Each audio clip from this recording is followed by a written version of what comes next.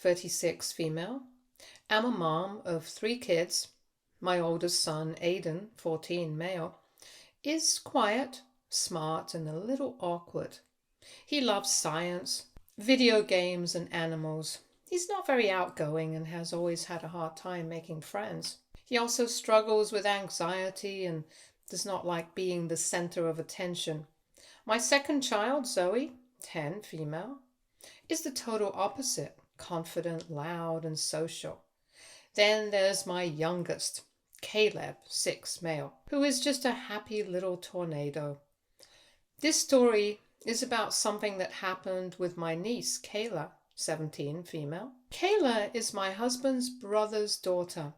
Kayla is a very popular girl, not just at her school, but in every school in town.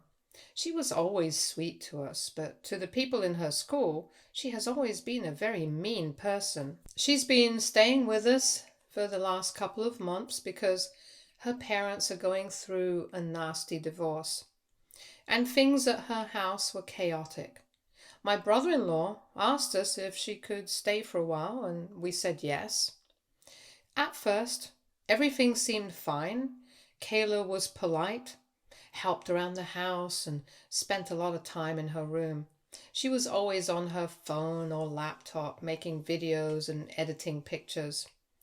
I knew she was into social media, but I did not really understand how serious it was. I found out later that she had over 200,000 followers on TikTok. Aiden was never really comfortable around Kayla. He thought she was loud and kind of mean, and I told him to just ignore her if he did not like her vibe. I regret saying that now. He tried to stay in his room or hang out with Zoe and Caleb to avoid her, but she kept pulling him into her little content ideas. It started small. She asked him to try weird snacks on camera or wear silly costumes. Aiden did not like it, but he did not want to be rude. He said yes a few times, thinking it was harmless. But then she started posting videos where she was clearly making fun of him.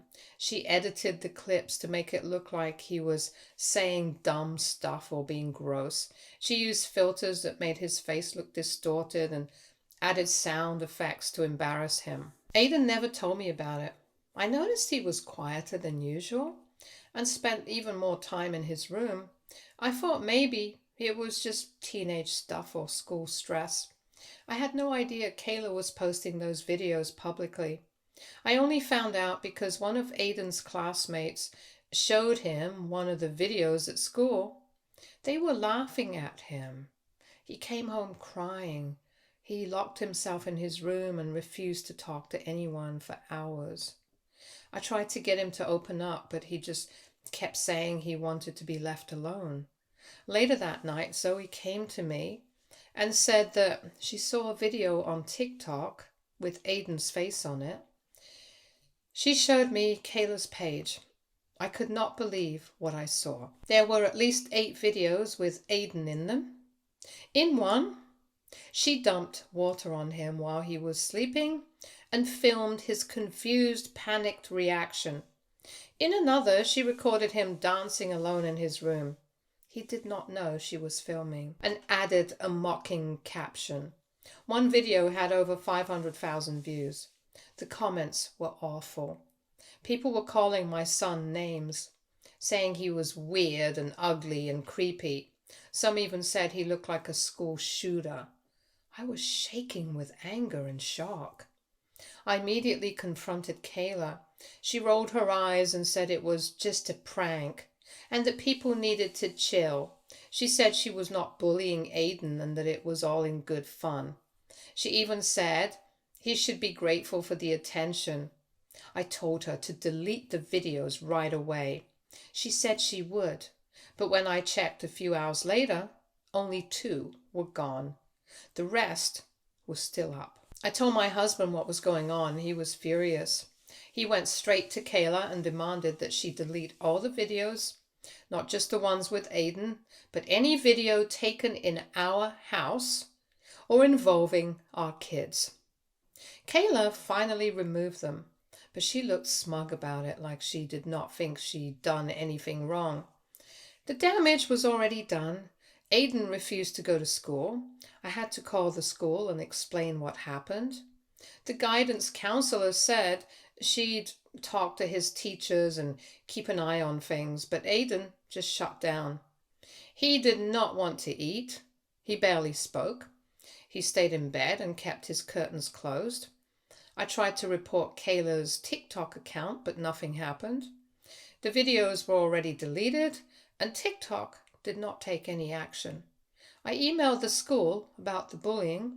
They said they'd monitor things, but they could not punish anyone for off-campus behavior. Meanwhile, Kayla kept acting like nothing happened. She still filmed everything, just without involving Aiden. She started using Caleb in her videos instead, making him say random things for likes. I told her she could not use any of my kids for content.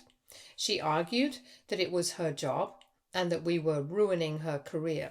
Eventually, I told my brother-in-law that Kayla could not stay with us anymore.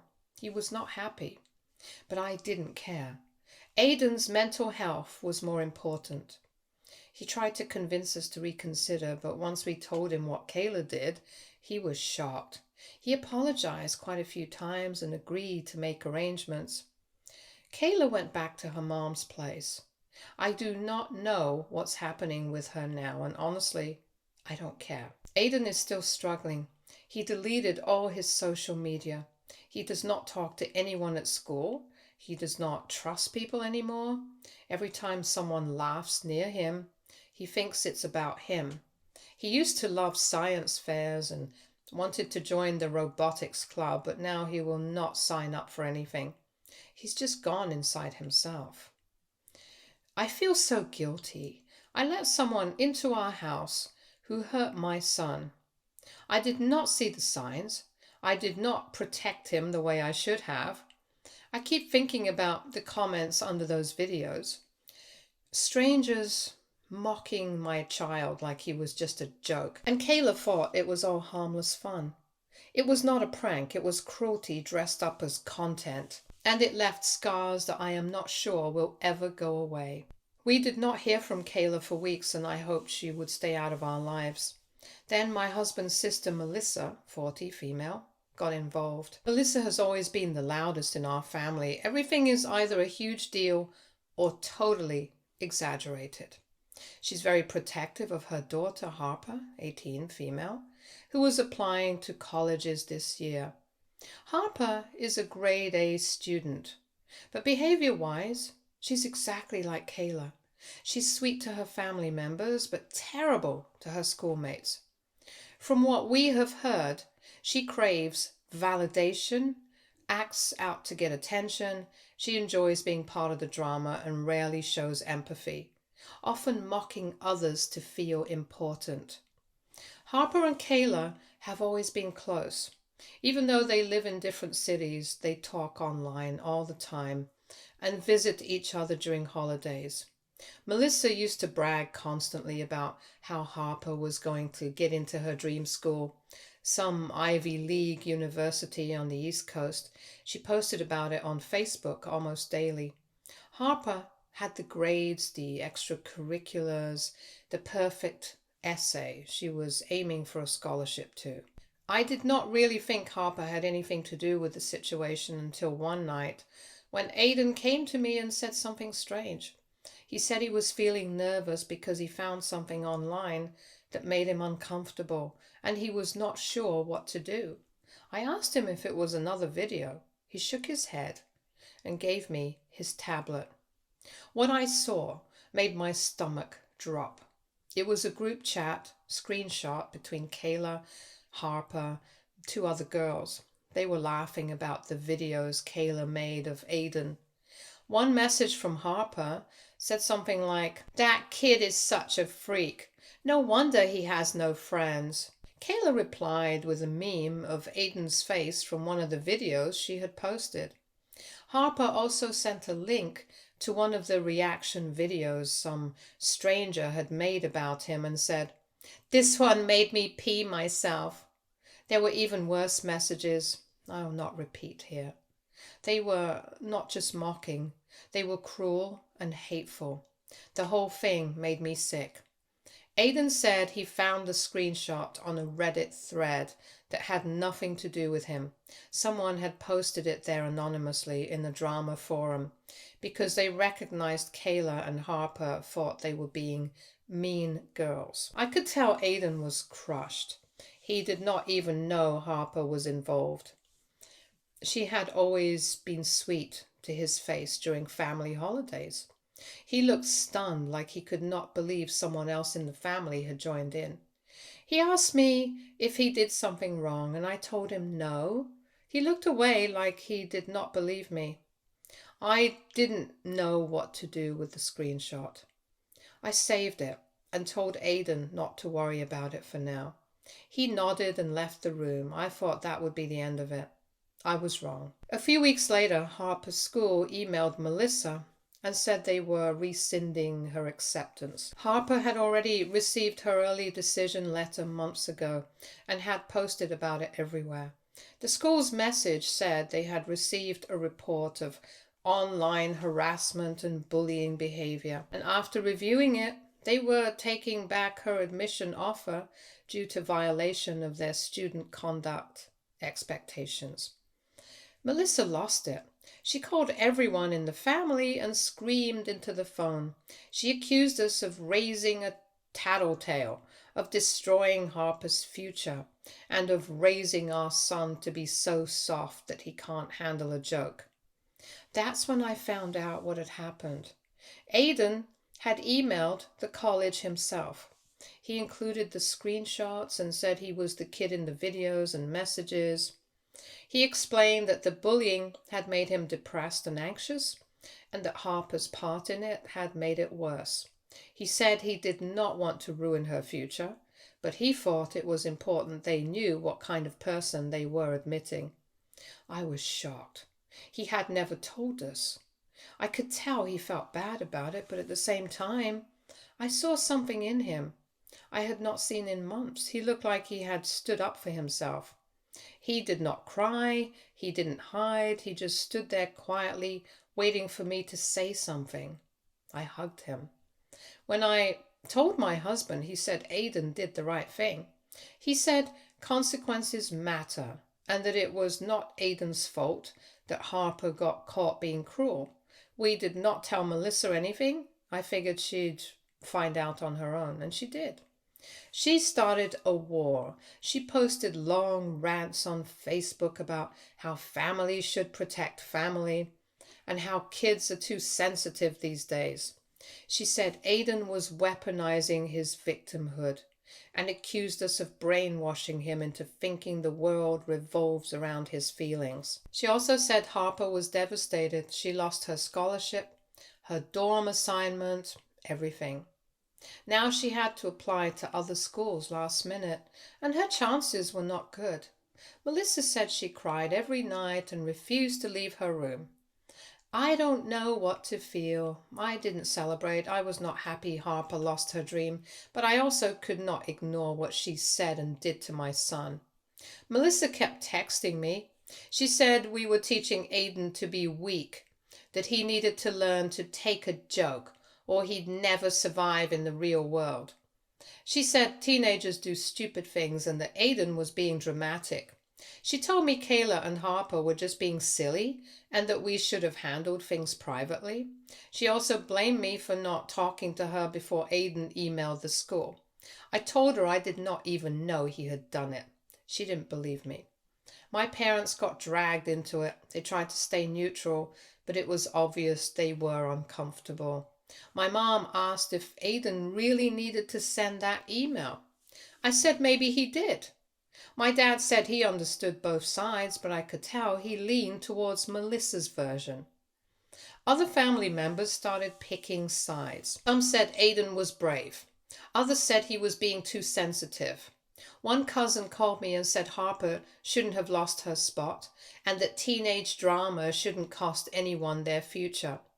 Another cousin messaged to say she hoped Harper learned a lesson. Meanwhile, Aiden stayed quiet. He did not talk about it again, but I noticed he walked a little straighter. He started working on a science project again. He even sat with me at the kitchen table and told me he wanted to try therapy again, this time with someone new. Melissa stopped speaking to us. She blocked me on everything. At Easter, she refused to show up. She told my mom it was too painful to be around people who destroyed her daughter's life.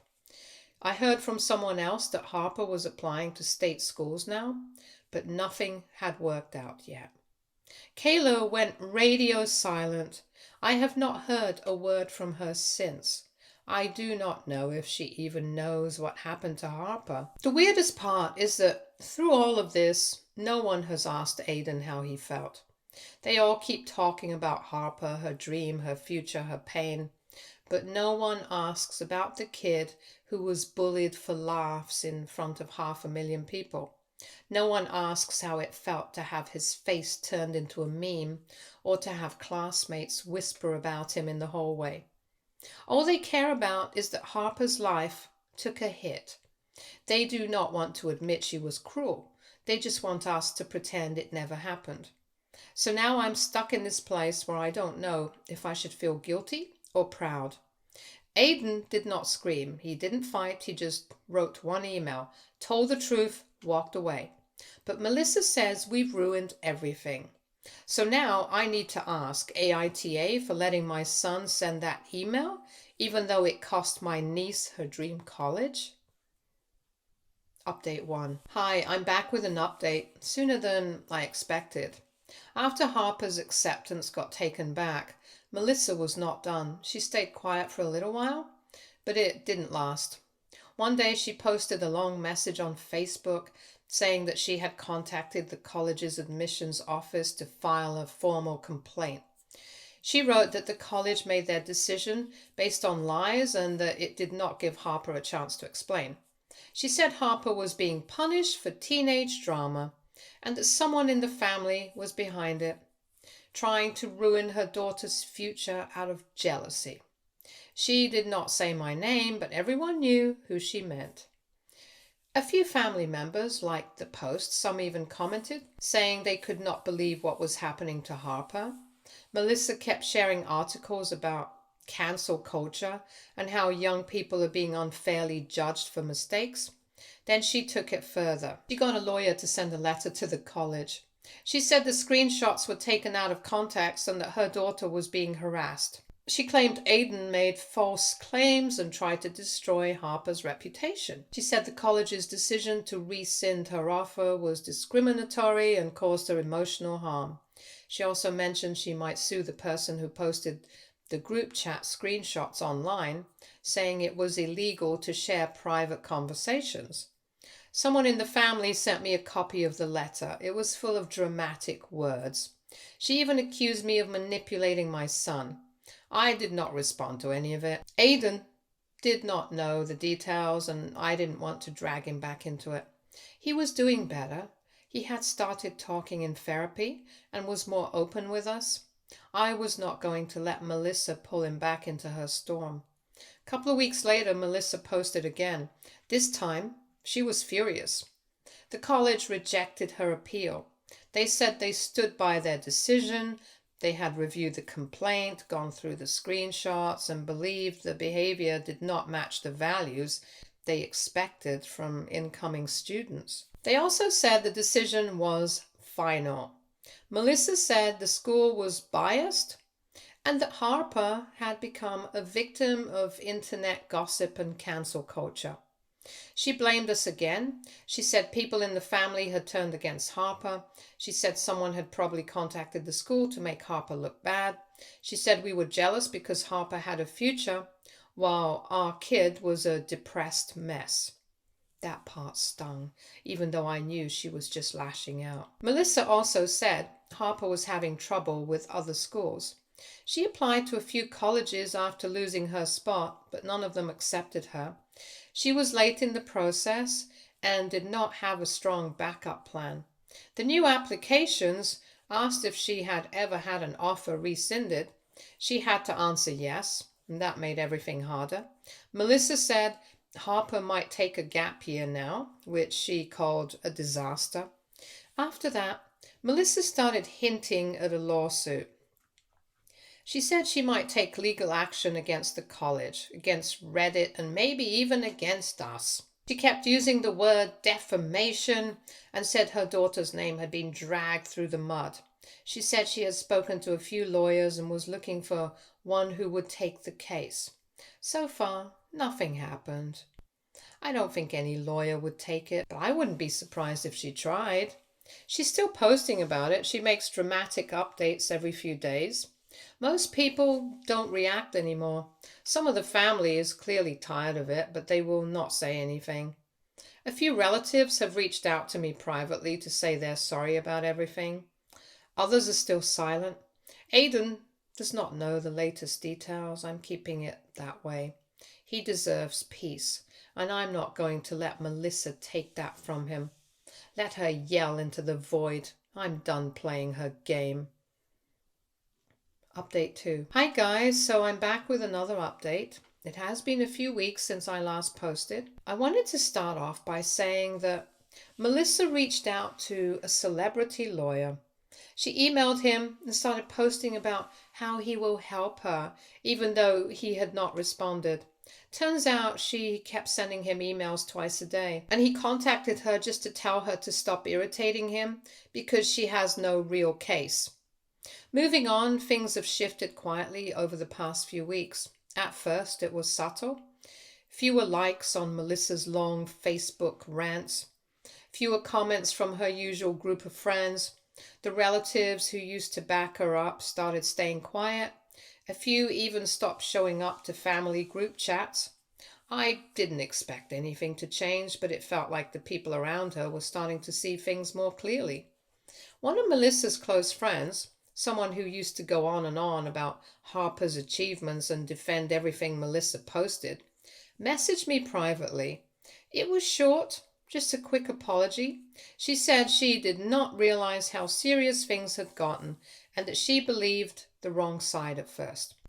I didn't respond, but I appreciated it. It made me feel like maybe we were not as alone in this as it seemed.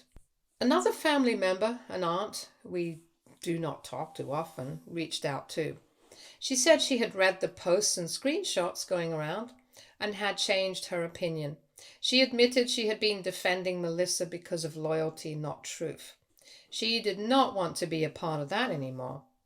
At a recent neighborhood event, someone told me Melissa had shown up alone, stayed for 5 minutes, and left without saying much. No one gathered around her like they used to. She's always been the loudest, the most outgoing, but people were not laughing at her jokes or giving her the same attention. I guess people started putting things together on their own. Even Harper seems quiet online. Her social media went private and her posts stopped completely. There have not been any new college updates, no pictures, nothing. A few old posts disappeared, probably deleted. I'm not sure if she's hiding or just tired of the attention. Either way, it is quiet now. Melissa, on the other hand, is spiraling. She posted a long message the other day about betrayal and lies, how people only stick around when things are easy. She did not name names, but it was clearly about us. She made it sound like she was the one being bullied, like people were ganging up on her. The comments were mixed. Some told her to stay strong. Others asked for more context. A few told her to move on and let it go. She's blaming me for everything, the college rejection, the family drama, the shift in how people treat her. I heard from another cousin that Melissa said I poisoned everyone against her and ruined her image. I don't even talk to most of these people. I just keep quiet and took care of my son. But I guess silence was not what she wanted. She keeps sending me long messages. Some are angry. Others sound almost desperate. She says I need to fix this, that I need to tell people the truth and get her daughter's reputation back. She says Harper does not deserve this kind of punishment for teenage mistakes. She never mentions Aiden, never asks how he's doing. Melissa's losing control of the story and she knows it. When she was the one talking the loudest, people listened. But now that other voices are speaking up, or just staying quiet, it's not working like it used to. She's always been good at making herself the victim, but it's harder when the people around her stop playing along. I don't know what she will do next. Maybe she'll come up with something new. Maybe she'll go silent for a while. But watching her start to fall apart, even slowly, has been strange. Not satisfying, just strange, like watching a storm run out of rain. I still have not responded to her messages. I do not know if I will. Update 3. Hi, hopefully this is the last update. Aiden's story has had a ripple effect I never expected. After everything happened, I was not sure how he would feel about talking to anyone, let alone a group or school board. But his experience and how he's managed to heal has become something others want to hear about. A few weeks ago, I was contacted by a local group focused on bullying awareness and prevention. They were looking for someone to help with an anti-bullying campaign in our town, and they'd heard about Aiden's story. They said they wanted to highlight young people who had experienced bullying and how they found strength through the recovery process. I was hesitant at first, not wanting to push Aiden into anything he was not comfortable with. But when I talked to him, I saw how far he had come. He was not the same anxious kid who barely spoke at school anymore. He was proud of where he was now, and he wanted to help others in the same situation. It felt right, so I agreed to help with the campaign. At the first meeting, I was blown away by how much they wanted to include Aiden's voice. They wanted him to speak at the local schools, share his story at community events, and be a part of a panel discussing how bullying affects kids mentally and emotionally. I was so proud of him. It was like he was taking back control over his life in a way that was healthy and positive. Things started moving fast. Aiden became more comfortable talking about his experiences, and the group's social media page picked up steam with messages of support. Teachers at his school started mentioning him during their classes, using his story as an example of how to overcome hardship. I never imagined things would snowball this quickly. But as we got deeper into the project, things started to change at home. Melissa heard about it through some of her friends and she was not happy. I did not expect her to be thrilled, but I did not think it would go this far. She started calling, sending angry messages and telling me I was using Aiden's pain for attention. She claimed I was making everything about me by getting involved in all these campaigns. To her, it was not about helping kids or supporting Aiden. It was about me seeking validation. At first I ignored it. I knew her thoughts had nothing to do with what we were doing. But the more she said, the more frustrated I became. It felt like no matter how much I tried to do something good for Aiden and others, she could not see it that way. Then, a local school board reached out. They asked if Aiden could speak at their next board meeting about bullying in schools and what changes they could make to create a safer environment. They wanted to hear from someone who had gone through the system and emerged stronger. It was a huge opportunity and Aiden was excited, even though he was nervous. But Melissa took it as another chance for her to tear me down. She called me and accused me of forcing Aiden into the spotlight and making everything a performance. She said I was doing this to get praise and that I should just let Aiden live a normal life without all this drama. To be honest, her reaction hurt. I tried explaining that we were doing this because Aiden wanted to help, that it was about him finding his voice and helping other kids, not about me or anyone else, but she didn't care. She accused me of being selfish, for turning a painful experience into a public spectacle. It felt like she could not understand how much healing Aiden had found through all this. Aiden's been amazing though. He continues to speak at events, and every time he gets more confident. I can see him growing emotionally, learning how to use his voice for change, and how proud he is of himself. It has been so healing for him and for me too. It reminds me every day how important it is to support him in his journey, no matter what anyone else thinks. But for Melissa, it just seems to get worse. She still accuses me of using Aiden's story for attention. She's even spread rumors in the family about me being obsessed with being the hero and how I have taken over Aiden's healing process for my own personal gain. At this point, I'm just focusing on what's best for Aiden and the kids. He's doing so well, and I'm proud of how far he's come. It's painful to see Melissa continue to act this way, but I can't let her drag us down when we're doing something positive. I feel like I'm finally able to be a good role model for my kids. I just want to keep doing what is right for them, no matter who agrees or disagrees. Stay tuned for more stories from our girl relationships.